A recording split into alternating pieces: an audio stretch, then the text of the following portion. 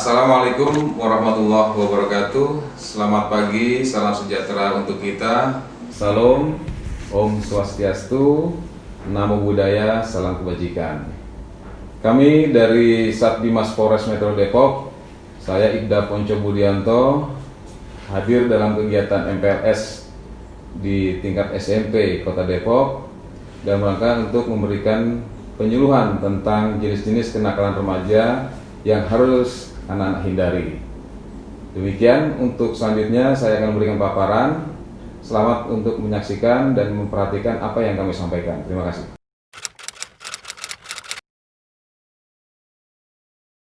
Kita memasuki materi keselamatan berlalu lintas untuk para pelajar. Sesuai dengan situs Badan Intelijen Negara yang dikeluarkan informasi oleh WHO, World Health Organization atau Badan Kesehatan Dunia, pembunuh terbesar ketiga di dunia adalah kecelakaan lalu lintas. Sementara yang pertama adalah penyakit jantung koroner, yang kedua adalah TBC.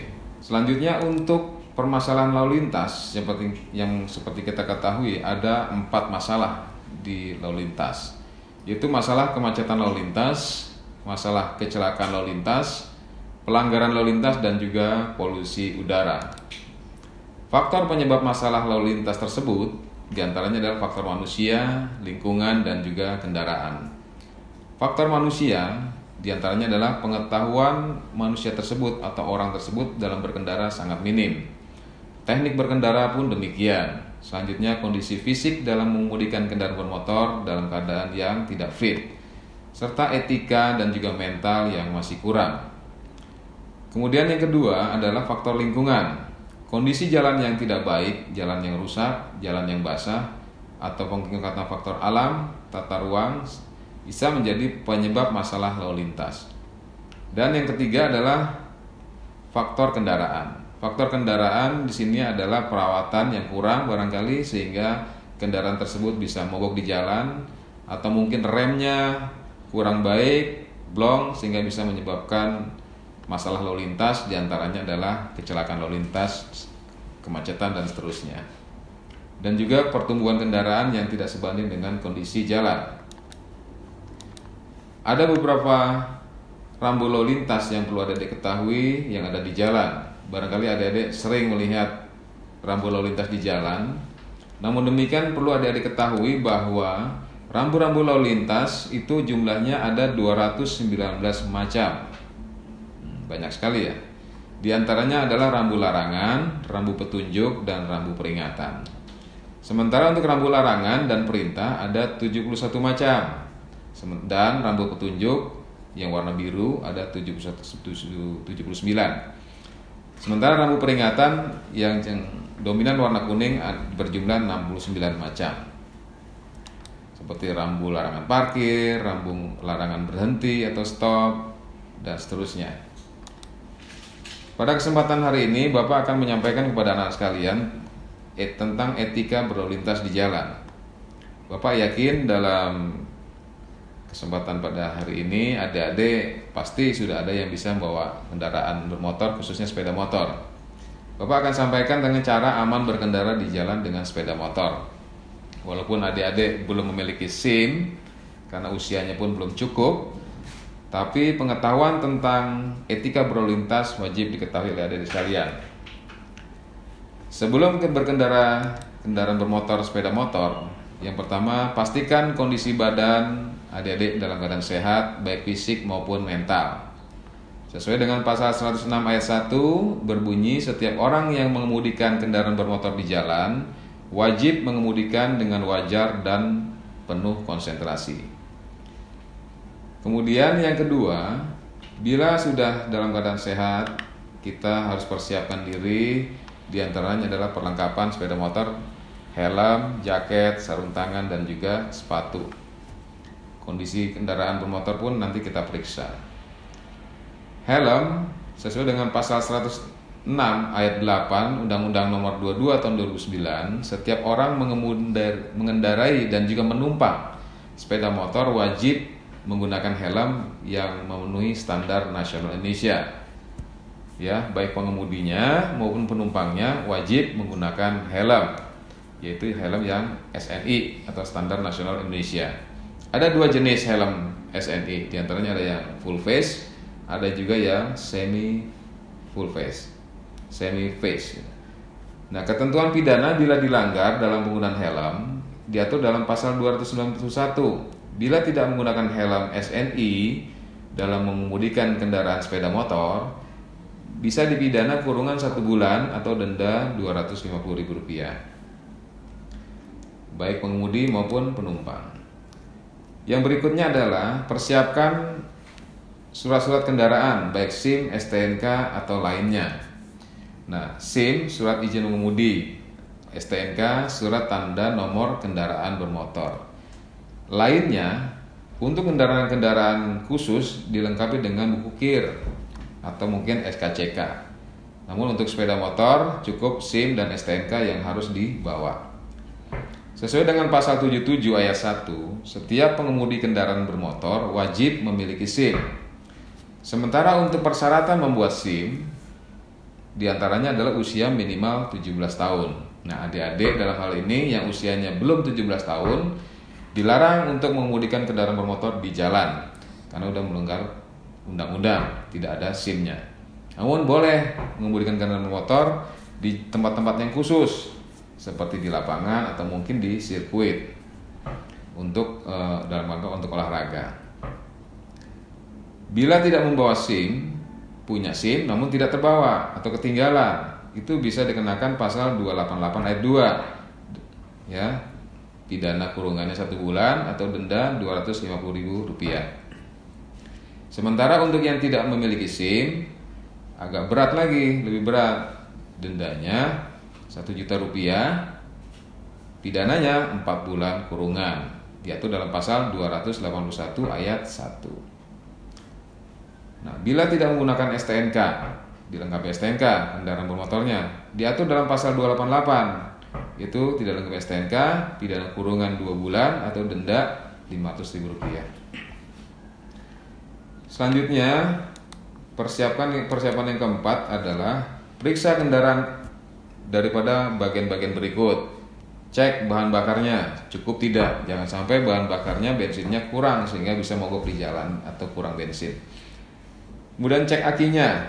Nah, aki dicek apakah masih cukup, bagus atau tidak. Nah, untuk sepeda motor tertentu seperti Matic ya, biasanya ada ketahui Matic, itu sudah menjadi kewajiban sebelum dilaksanakan dijalankan, alangkah baiknya dipanasi dahulu dengan engkol atau starter biasa, bukan elektrik. Tujuannya apa?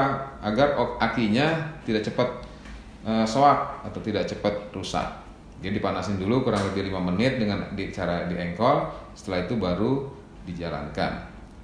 Cek untuk mesinnya, remnya bagaimana, koplingnya, kaca spionnya, jangan sampai kaca spionnya miring sebelah.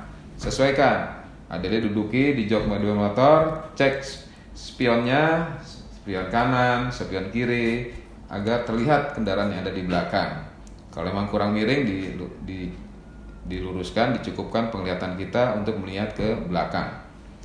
Fungsi kelistrikan dicek untuk lampu-lampu kendaraannya, lampu depan, lampu belakang wajib nyala pada waktu siang maupun malam hari. Ya. Kemudian yang kelima, pada saat sebelum menjalankan kendaraan bermotor, lengkapi sarana pendukung, diantaranya jas hujan, serta koper dengan cover sepatu. Jas hujan yang dianjurkan adalah model terpisah, yaitu atasan dan celana. Dianjurkan. Bila yang biasa digunakan yang berjenis ponco itu berbahaya. Karena apa? Karena bisa masuk ke rantai sepeda motor atau ban belakang, bisa membahayakan pengemudi sepeda motor maupun pengemudi kendaraan lainnya yang ada di belakangnya.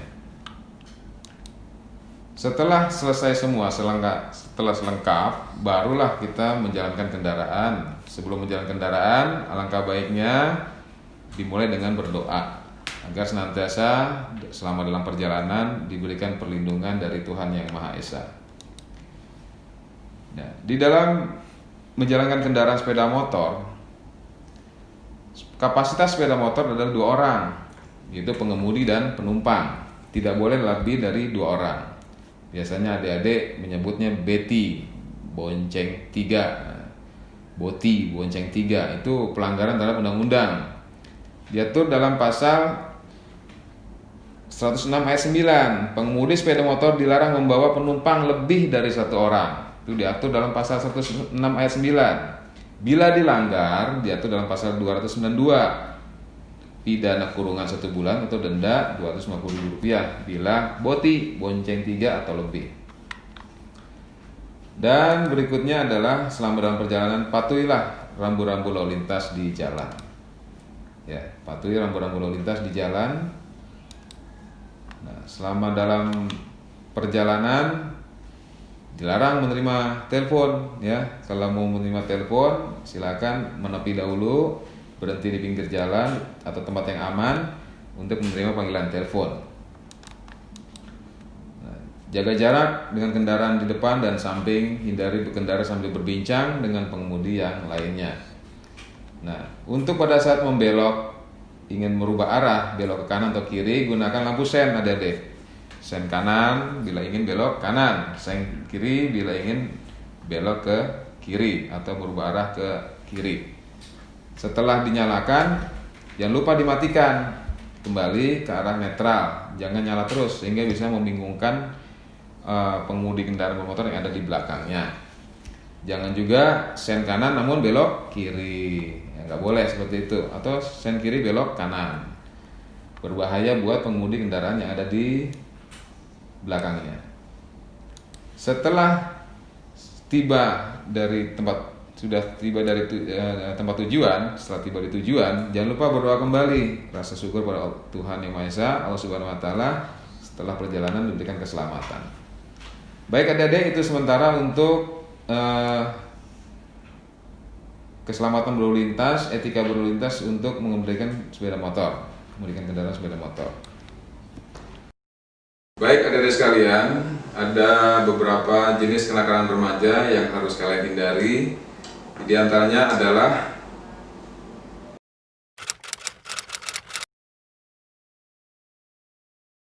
yang pertama adalah ugal-ugalan di jalan. Ada suatu pelanggaran aturan lalu lintas. Adik-adik harus hindari. Kenapa? Karena kecelakaan pasti diawali oleh pelanggaran lalu lintas. Kecelakaan dapat menghampiri siapa saja, ya, termasuk pada adik-adik sekalian. Melanggar aturan lalu lintas dapat mengakibatkan kecelakaan lalu lintas. Yang pertama, yang kedua, ditilang dengan pidana kurangan atau denda. Untuk kecelakaan lalu lintas bisa mengakibatkan korban jiwa meninggal dunia atau mungkin masuk rumah sakit. Kalian harus hindari. Yang kedua, jenis kenakalan remaja yang kedua adalah tawuran pelajar. Ya. Biasanya dalam pelanggaran hukum tawuran pelajar ini yang dilanggar adalah Undang-Undang Nomor 12 garis miring darurat tahun 1951. Jadi Undang-Undang Darurat tahun 1951. Membawa alat itu sudah melanggar hukum. Kemudian pasal 170, yaitu pengeroyokan, pengerusakan barang. Pasal 351 penganiayaan, bahkan bisa cenderung membahayakan, yaitu sampai ke pembunuhan. Pasal 338 3 KUHP. Nah, untuk anak-anak sekalian, walaupun masih usia dini, terhadap pelanggar hukum yang berusia dini bukan berarti bebas hukum, tetap ada sanksi pidananya, hukuman, namun beda perlakuan. Bila anak-anak usia dini atau usia di bawah umur melanggar hukum, ada penjaranya khusus, yaitu penjara khusus untuk anak-anak. Jadi jangan mengartikan anak-anak itu kalau melanggar hukum tidak ada sanksinya. Ada sanksinya tetap seperti orang dewasa, namun beda perlakuan, penjaranya khusus. Kemudian untuk tawuran ini, untuk di wilayah Kota Depok ya cukup tinggi. Ya mungkin adik-adik pernah mendengar beberapa kejadian tawuran pelajar di Kota Depok. Kami himbau untuk adik-adik selama sekolah di SMP dan juga nanti SMA atau ke arah yang lebih tinggi lagi, hindari untuk tawuran pelajar.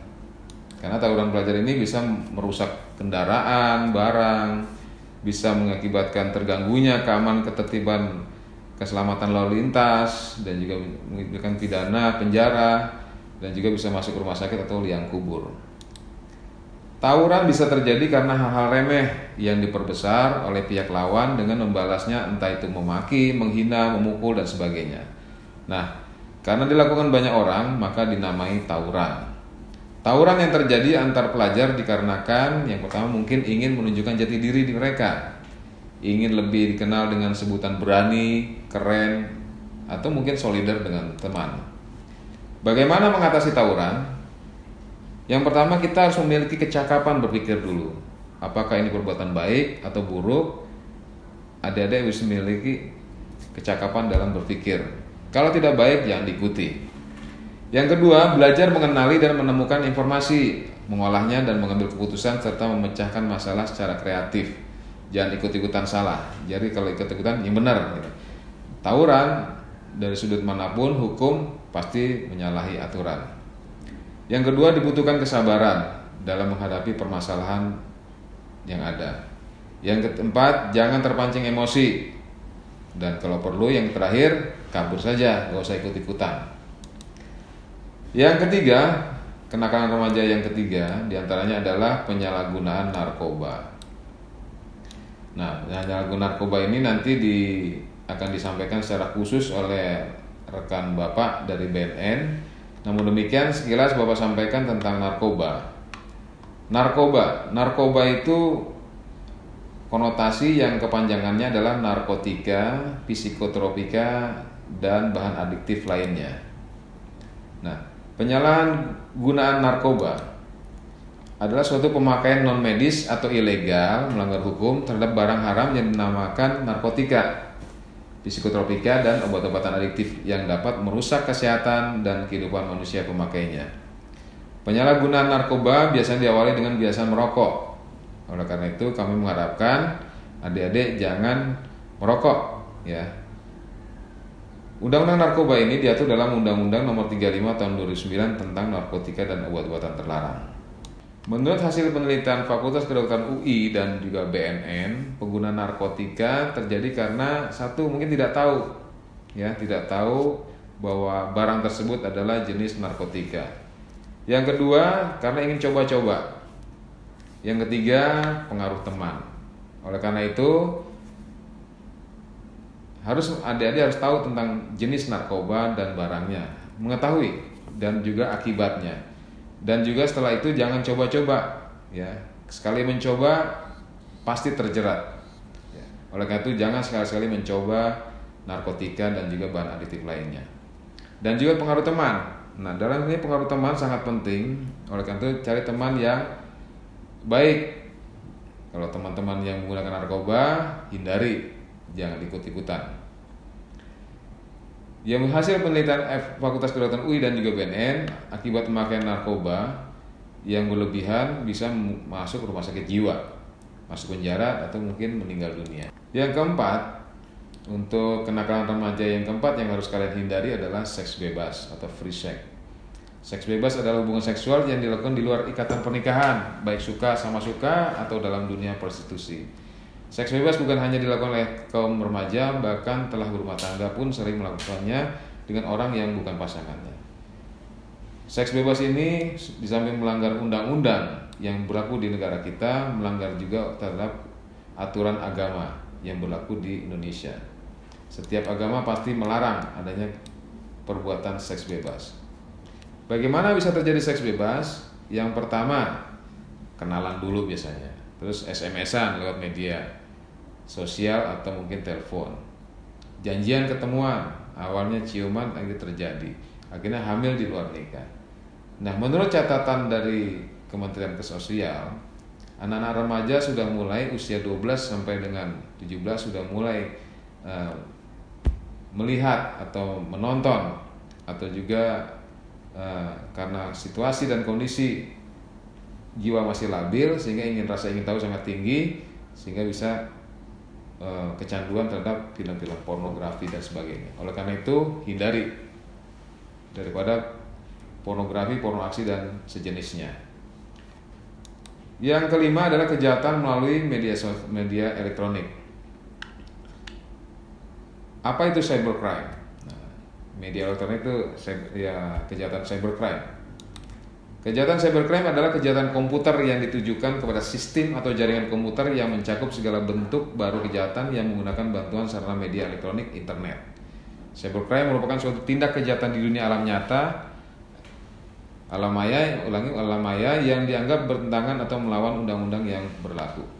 Untuk mengatasi permasalahan yang berkaitan dengan cybercrime, cyberbullying, maka dibuatlah cyber law di Indonesia yang merupakan payung hukum, yaitu Undang-Undang ITE, Undang-Undang Informasi dan Transaksi Elektronik, itu Undang-Undang Nomor 11 Tahun 2008. Perlu disampaikan pada kesempatan hari ini, adik-adik perlu ketahui ada Undang-Undang ITE ini karena sebagian besar seumuran adik-adik sudah memegang handphone, sudah pengguna internet, sehingga hati-hati dalam penggunaan internet, harus bijaksana dalam penggunaan internet. Penyebab terjadinya kenakalan remaja secara umum, faktor internal, yaitu pencarian identitas diri. Yang kedua, kontrol diri yang lemah atau labil sehingga tidak bisa membedakan tingkah laku yang baik dan tidak baik. Untuk dapat diterima di masyarakat yang berakibat akan terseret pada perilaku yang nakal. Jadi pencarian jati diri. Nah, faktor eksternal, mungkin ada perceraian orang tua, keluarga yang tidak harmonis, pendidikan yang salah di dalam keluarga, dimanjakan atau sebaliknya dengan kekerasan, tidak dibekali dengan pendidikan agama, salah pergaulan atau memilih teman, salah memiliki komunitas, lingkungan tempat tinggal yang kurang baik, informasi global, media massa, internet, film, TV, video, games, dan lain sebagainya. Hal-hal yang bisa dilakukan untuk mengatasi kenakalan remaja. Yang pertama, orang tua harus dapat menjadi figur yang baik bagi anaknya. Yang kedua, seringnya komunikasi di dalam lingkungan keluarga. Yang ketiga, penanaman ilmu agama yang kuat. Yang keempat, pilihlah teman yang baik. Kelima, perlunya motivasi dari guru, keluarga, dosen, teman, dan untuk melakukan hal-hal yang positif. Terakhir adalah menyalurkan hobi yang positif agar terhindar dari perilaku yang menyimpang. Demikianlah anak-anakku sekalian, sosialisasi tentang keselamatan berlalu lintas dan juga kenakalan remaja dalam rangka kegiatan MPLS tahun 2020 tingkat SMP di Kota Depok. Kami dari Polres Metro Depok mengharapkan anak-anak kelak menjadi anak-anak generasi muda yang taat terhadap hukum dan juga generasi pelopor keselamatan berlalu lintas dan juga membudayakan keselamatan sebagai kebutuhan. Dalam pandemi ini, kami mengharapkan juga pada adik sekalian, pada saat beraktivitas di luar rumah, senantiasa gunakan masker, jaga jarak, sering cuci tangan, dan juga hindari kerumunan. Demikian, selamat mengikuti kegiatan MPLS tahun 2020. Semoga adik-adik senantiasa sehat dan berprestasi selalu. Assalamualaikum warahmatullahi wabarakatuh.